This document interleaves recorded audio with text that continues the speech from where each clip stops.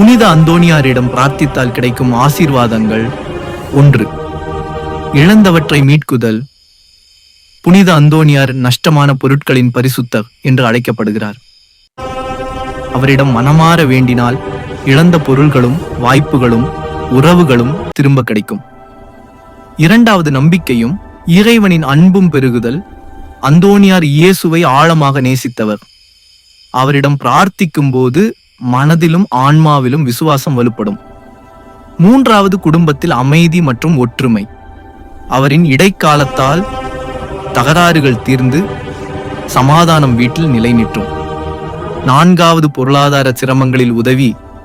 அந்தோணியார் ஏழைகளுக்காக பிரார்த்தித்தவர். அதனால் பணச்சிக்கல்கள் தீரும், தேவைகள் பூர்த்தியாகும் என நம்பப்படுகிறது. 5. உடல் மன ஆரோக்கியம். அவரிடம் பிரார்த்திப்பதால் மன அமைதி, நோய்களில் நிவாரணம், மன வலிமை பெறலாம். 6. நல்ல உறவுகள் மற்றும் திருமண ஆசீர்வாதம். புனித அந்தோணியார் இளம் ஆண்கள் பெண்கள் தங்கள் வாழ்க்கை துணையை தேடும்போது அருள் புரிவார். எளிய தமிழ் பிரார்த்தனை. புனித அந்தோணியரே, இறைவனின் அன்பில் ஒளி வீசும் பரிசுத்தரே, இழந்தவற்றை மீண்டும் பெற உமது வல்லமையான இடைக்காலத்தால் எனக்கு உதவிடும். என் மனதுக்கு அமைதி, என் வாழ்க்கைக்கு அருள், என் இதயத்தில் விசுவாசம் ஊற்றிடும். ஆமென்.